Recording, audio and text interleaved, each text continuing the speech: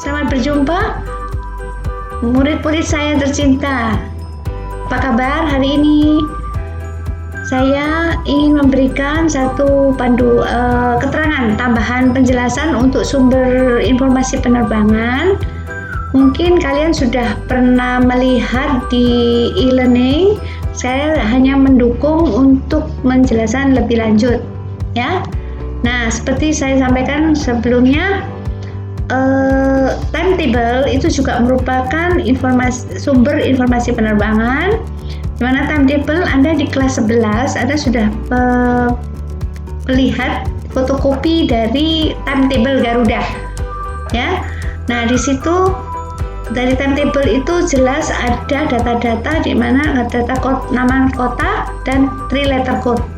Nah, lalu selanjutnya ada satu buku nomor 2 ini. Ada satu buku namanya Official Airline Guide di mana dikeluarkan oleh IATA. Nah, buku ini memang Anda belum pernah lihat, tetapi isinya itu diantara lain hampir sama dengan timetable.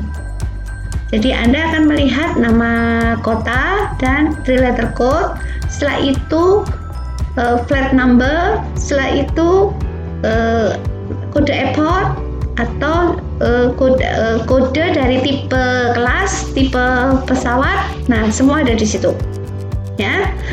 Selanjutnya saya berikan juga minimum connecting time bila mana ada perpindahan pesawat dari salah satu rute perjalanan dari origin ke destinasi, tapi tidak ada fasilitas pesawat langsung. Jadi tidak mau dia harus pindah pesawat di satu kota, sehingga terjadilah minimum connecting time di mana waktu kedatangan dan waktu keberangkat lagi itu ada minimum time di situ. Maksudnya supaya penumpang tidak terburu-buru dan dengan nyaman dia bisa pindah pesawat, ya. Lalu di sini juga di dalam sumber-sumber informasi itu juga ada alamat-alamat airline, lalu kontaknya, maksudnya nomor telepon di seluruh dunia juga itu merupakan sumber informasi penerbangan. Selain itu juga nomor 3 di sini ada tulisan passenger air tarif, ya. Nah, passenger air tarif ini nanti khusus untuk menghitung harga dari kota A ke kota B. Nah, nanti setelah dasar-dasar ini sudah dipahami, saya akan lanjut ke arah harga, ya. Nah, contoh di sini ada juga International Time Calculator. Nah, masih ingat time calculator? Ayo, coba di Surabaya berapa perbedaan waktu dengan GMT? Ayo, di situ GMT kalau kita sebagai batas London sebagai local waktu, maksudnya local time, di sana jam 0 atau jam 12.00, di Indonesia jam berapa? +7 dari London, ya. Nah, jadi ini namanya International Time Calculator, ya. Nah, setelah itu saya tunjukkan, coba lihat di General Rule, turun sini, ya. Nah, di sini coba lihat ini contoh city name per city code-nya per PEM, lalu kode negara AU. Begitu juga Bangkok. Nah, city name Bangkok, city code-nya BKK, lalu country code-nya TH. Nah, itu disebut coding, ya, coding. Nah, sekarang kalau decoding bagaimana, Bu? Decoding adalah, nih lihat. Jadi kita sudah tahu 3 letter code-nya dulu, baru mencari nama kota, ya, lalu nama negara, ya. Nah, contoh Amsterdam.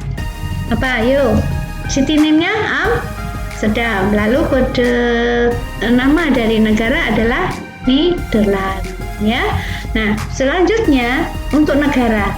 Untuk negara juga ada kodenya. Singapura, nama negaranya kodenya SG. Ini di area 3.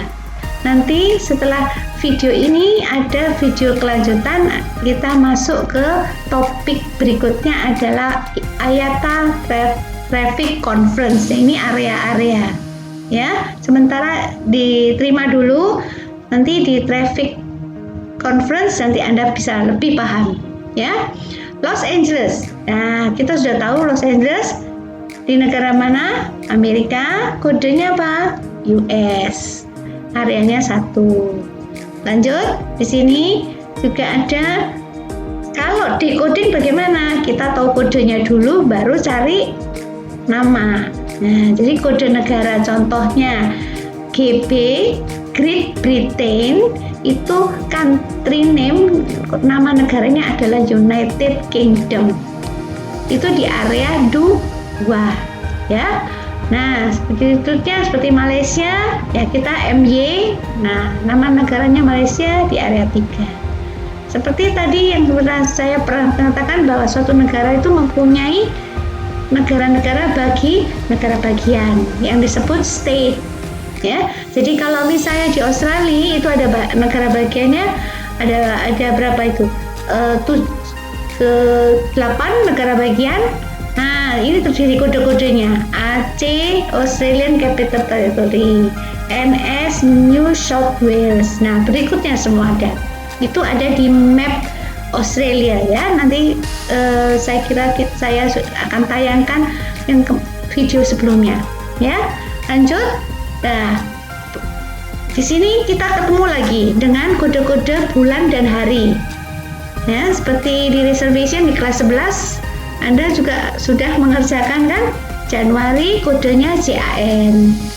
Ya kan? Lalu Monday, Senin kodenya apa?